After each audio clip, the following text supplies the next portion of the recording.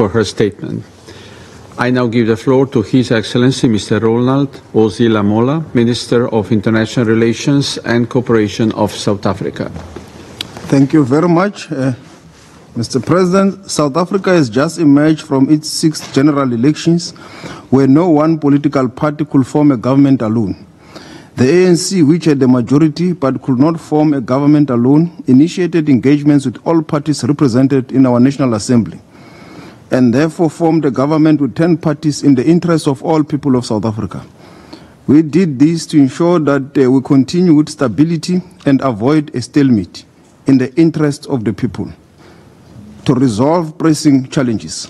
We believe this is a model for democracy across the globe.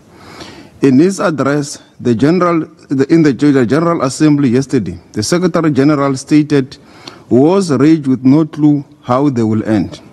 Close quote. There are several conflicts that plague the world today, with civilians being killed on a daily basis. Why are we not able to do anything about it? Why is it that this body, the Security Council, dedicated to the pursuit of peace, is unable to effectively contribute to end conflicts? Is it because of unwillingness on the part of its members?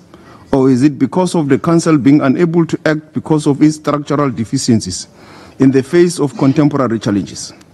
It is clear that the Pact of the Future is the way to go to reform the Security Council, to make it representative, to make it inclusive and accountable, to be able to resolve and evolve with the global evolving world.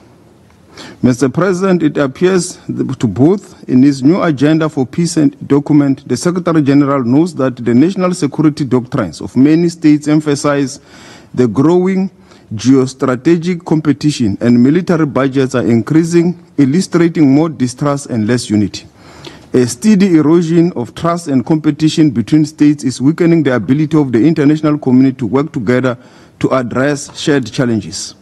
The selective application of international law, the hypocrisy as well as the double standards displayed by some member states that has resulted in the unfortunate situation in prolonged conflict and suffering of civilians. By the action or inaction on the part of the Security Council, there is an impression that some should warrant more protection than others, and that lives in some parts of the world are worth more than others. The people of Sudan are left destitute by inaction.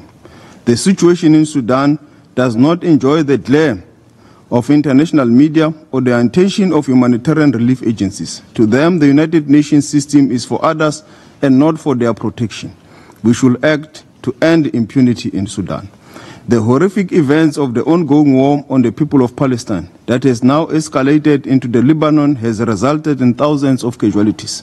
This utter disregard and violation of international humanitarian law and international human rights law is clear. It is becoming increasingly easier to fund wars instead of development.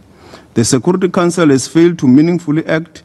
It has become evident that parties to conflict will continue to disregard their international moral and legal obligations for as long as the Security Council does not enforce the decisions it takes. For this debate today to be beneficial, we must reaffirm our commitment to seeking an end to conflict through peaceful means in line with the UN Charter and international law, and ensure the implementation of the Pact of the Future. The Security Council should be prohibiting to use of force and not regulating its use as part of furthering the interests of those that seek war as means to advance their interests. The inability of the Security Council to act because of its current archaic structure is glaringly obvious. For the Security Council to be effective and relevant, it must be reformed to reflect global realities. Appropriate representation in both categories of membership by all regions of the world is necessary to transform this body into one that is able to respond effectively to bring peace in terms of its charter's mandate.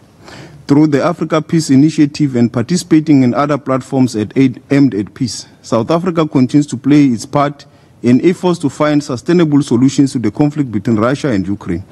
South Africa remains engaged in efforts to find long-lasting solutions to myriad of conflicts on the African continent. We are involved in diplomatic efforts in Ethiopia, in Sudan, in the Democratic Republic of Congo. We have also deployed our troops to frontline as part of peace support operations in some parts of the continent. In this context, we welcome the support of the UN in peacekeeping in Africa and call for even greater cooperation between the UN and the African Union on peace, development and other progress-defining initiatives. On Palestine, we have resorted to international legal mechanisms, including the International Court of Justice and the International Criminal Court, to ensure that there is accountability for violations of international law.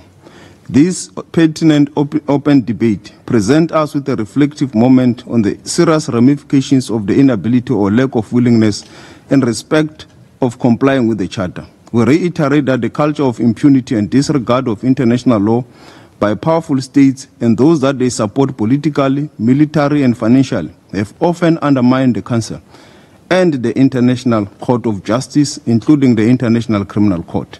Let us commit to meaningful actions to address these challenges by implementing the Pact of the Future and ensuring that the Charter is respected by all.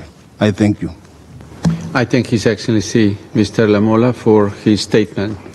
I now give the floor